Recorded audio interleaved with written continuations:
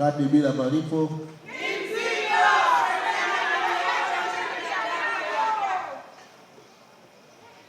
Asante, niwashukuru sana. Inaweza kuwa itifaki imezingatiwa. Kabla sijasema chochote,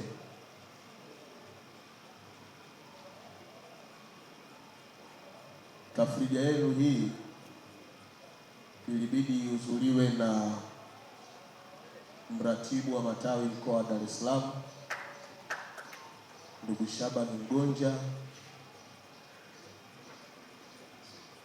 Amesikitika sana kutokuwepo. Jana tulikuwa Kongoe, lakini na leo akawa amebanwa na majukumu, ila akanambia ukisimama kuongea kabla hujasema chochote, naomba niisalimie hamasa. Kwa hiyo hewani ninaye mratibu wa matawi Mheshimiwa Mgonja, anahitaji kuwasalimia hamasa. Kiongozi, habari yako? Habari kiongozi. Salama, niko kwenye tafrija ya kamati ya hamasa kanda Ilala. Ndio. Na sasa ni wakati wako wa kuisalimia baada ya kukosa wasaa wa kuja kwenye eneo hili. Karibu mheshimiwa. Kwanza nishukuru uongozi mzima wa kanda ya Ilala, lakini pia niwashukuru wanahamasa wa kanda ya Ilala ambao wamekuwa ni wanahamasa bora kwenye mkoa wangu wa Dar es Salaam.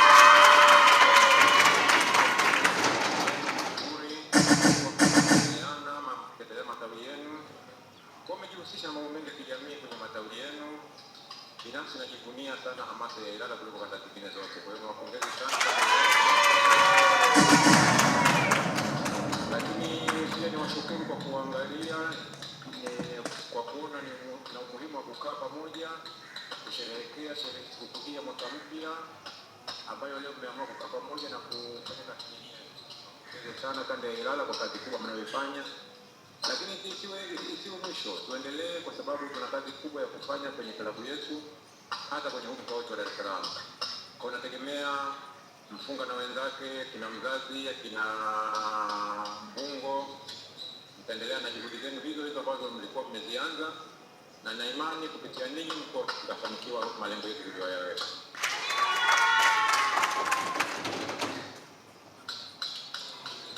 Sawa, kiongozi, tukushukuru sana. Na mimi nashukuru na natakieni sherehe njema. Endeleeni kuenjoy hapo.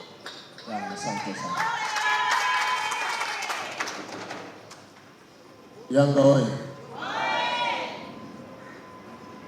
Nadhani tumemsikia mratibu wa matawi mkoa wa Dar es Salaam.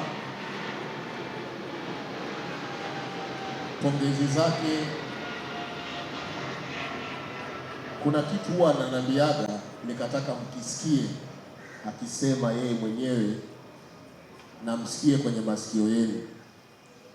Huwa ananiambia Mshamu na wenzio, ongeleni sana,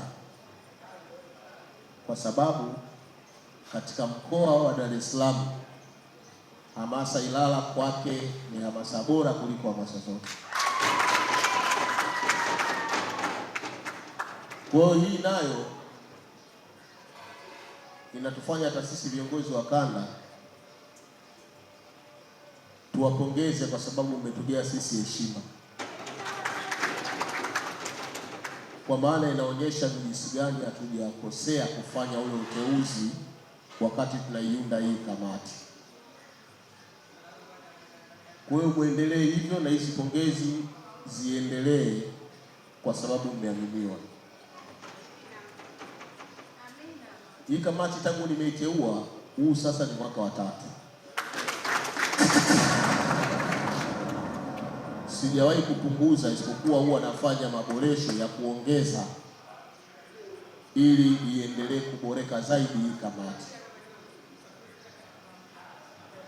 Pamoja na pongezi ambazo tunawapa, viko vitu vya msingi, twendeni tukaongeze nguvu ndani ya klabu yetu. Klabu yetu imechagua kuishi kwa mabadiliko ambayo yalifanyika miaka kadhaa iliyopita. Sasa tangu amefanyika mabadiliko yale, imeonyesha ni klabu tofauti na klabu zingine hapa Tanzania. Kuna klabu juzi hapa ilifanya mkutano mkuu. Mwenyekiti wao akawaahidi wanachama, akasema ifikapo Januari 5 kadi za wanachama zitaanza kutoka. Leo tunaongea tarehe ngapi?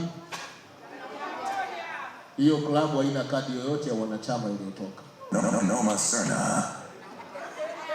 Lakini wakati wao wanafikiria kutoa kadi za wanachama, maana yake sisi tushavuka huko.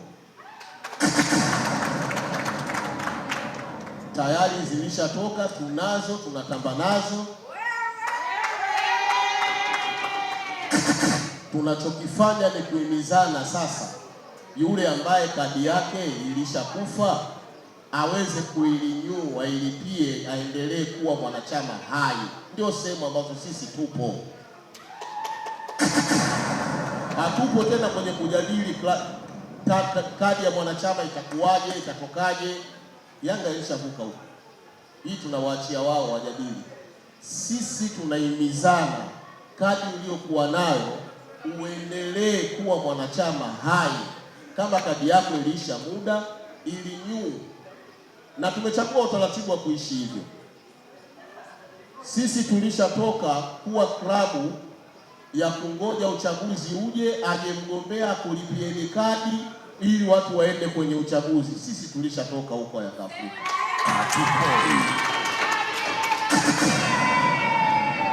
Noma sana. Tulipokuwepo sisi ni mwanachama kuingia kuwa mwanachama kwa hiari yako na kuendelea kuilipia kadi yako kwa hiari yako ili kuipa thamani na kipato klabu yako.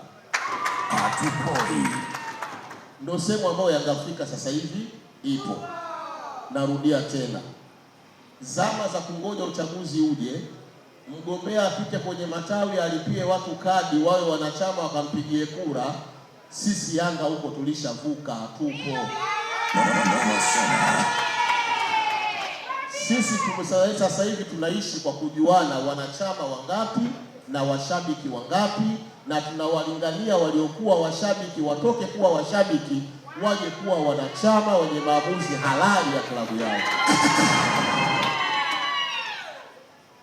Usipolipia kadi, usipokuwa mwanachama hai, unakosa maamuzi kwenye klabu yako. Ndio maana kuna klabu nchi hii kila ikifungwa inalalamika, kumtaki fulani, uwezo wa kumtoa hawana.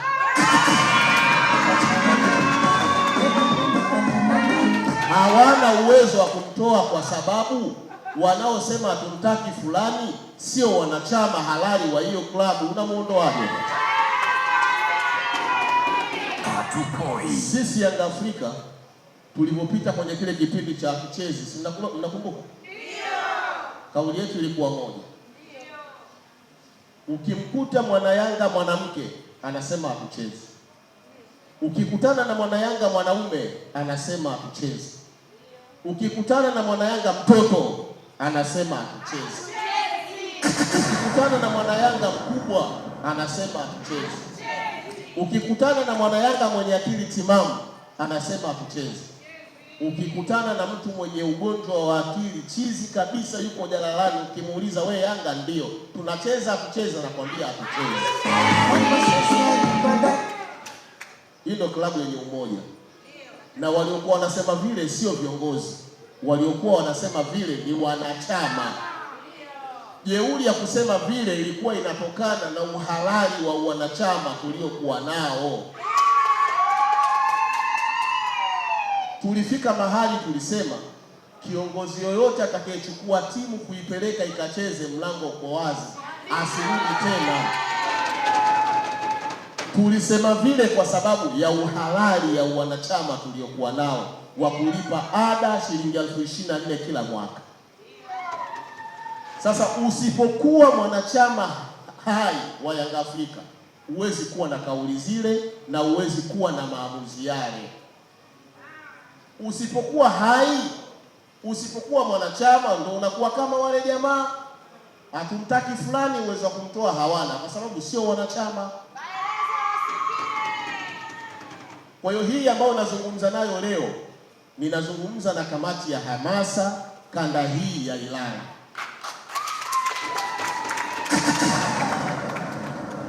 Wakati naiteua kamati hii, kazi zake zilikuwa nyingi. Moja mmeiweza ipasavyo. Kazi moja mmeiweza ipasavyo kabisa. Hamasa ya kuhakikisha tunakwenda uwanjani kuishangilia timu yetu. Mmeiweza kwa asilimia kubwa. Lakini sasa ninawatumeni, mnapoondoka hapa, hamasa mnaotakiwa kuiendeleza kwa nguvu zote ni kuhakikisha katika matawi yenu mnayotoka watu wote wanakwenda kulipa ada za uwanachama. Noma Serna. Tunaelewana vizuri? Nyinyi niliwateua kila mmoja anatoka kwenye tawi lake, mkawa kamati ya hamasa kwenye wilaya hii ya Ilala. Sasa kila mmoja apeleke hamasa hiyo aliyokuwa nayo kwenye kanda, airudishe kwenye tawi lake. Na niwaambie, mtafanya ziara kwenye hii kamati yako, mwenyekiti, tutafanya ziara kwenye hii kamati ya mjumbe mmoja baada ya mwingine, kujua kwenye tawi lako unaishije, tawi lako lina watu wangapi waliolipa ada za wanachama Yanga Afrika. Hatupoi. Nikiwakuta wewe ni mjumbe wa hamasa huku, alafu tawi lako liko hoi hahe, maana yake wewe hata kuwepo kwenye kamati hii ya hamasa ufanye.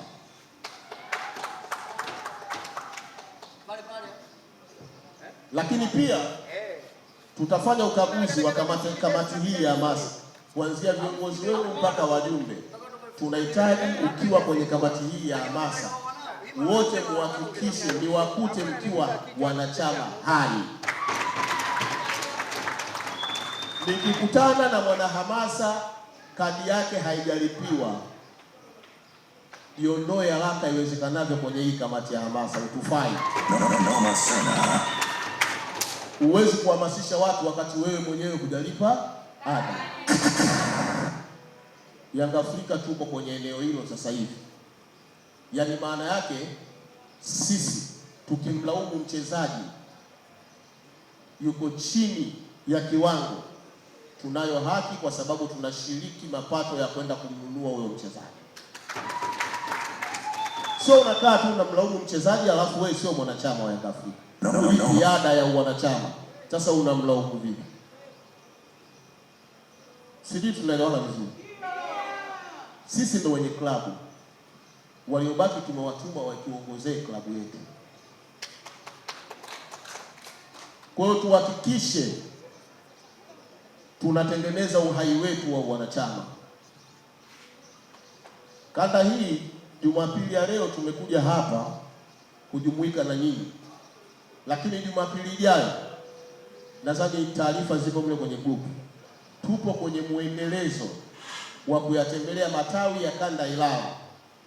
Na Jumapili iliyokuwa mbele yetu inayokuja, viongozi wote wa kanda ya Ilala tutakuwa Chanika tawi la Mshikamano.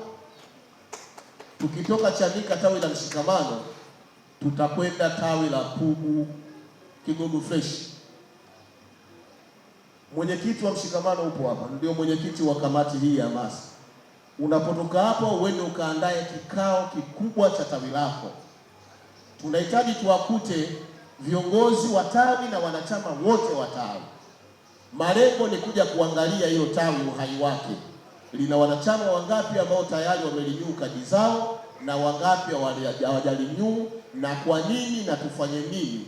Tunahitaji matawi kuwa hai, ukizingatia huu sasa ni mwaka wa uchaguzi. Mwaka tuliokuwa nao ni mwaka wa uchaguzi Yanga Afrika. Tutaanza na uchaguzi wa viongozi wa matawi, kisha tunakwenda kuchagua viongozi wakuu wa Yanga Afrika. Ili tukaendeleze furaha tuliyokuwa nayo Yanga Afrika, ni lazima tuanze kuyaboresha matawi yetu ambao ndiyo yanakwenda kutuchagulia viongozi waliokuwa sahihi. Kipindi hiki kama tawi lako limelegalega, halijakizi ile ithibati, maana yake unajiweka hatarini ya kuto kushiriki tawi lako kwenye uchaguzi wa kwenda kuchagua viongozi sahihi wa Yanga Afrika. Sasa uumie katika nafsi yako wewe na wenzio kwenye tawi. Kwa nini muende mkachaguliwe viongozi wakati na wewe ukiwa mwanachama hai una haki ya kwenda kumchagua kiongozi? Kipindi cha kuhuisha matawi yetu ni sasa. Atusubiri, na hakuna kiongozi atakayekuja kulipia watu kadi ili wakamchague zaidi ya sisi wenyewe kujilipia kadi ili tukachague kiongozi aliyokuwa sahihi wa kuiongoza Yanga Afrika. Kwa hiyo eneo hili la ulipiaji kadi naomba lichukuliwe kwa uzito mkubwa. Na Sorombungo, afisa habari wa kamati hii, lakini pia afisa habari wa kanda yetu ya Ilala, mwenyekiti wa mshikamano yupo na taarifa ya kikao cha Jumapili anayo. Ukitoka hapa Bwana Mbungo, wasiliana na watu wa Kigogo Fresh ili kikao hiki kiwezekane haraka iwezekanavyo. Kila Jumapili tunatembelea matawi mawili. Tukiondoka kwenye eneo hilo la ulipaji wa ada, tuendelee kushikamana katika maeneo ambayo timu yetu iendelee kuwa bora kila kukicha kwa matokeo ya uwanjani.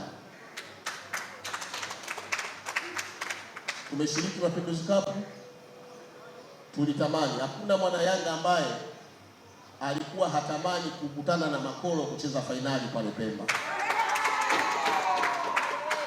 Wana Yanga wote tulitamani waje, kwa sababu 2026 hii iliyoanza ni mwaka mwingine tena wa kuifunga Simba.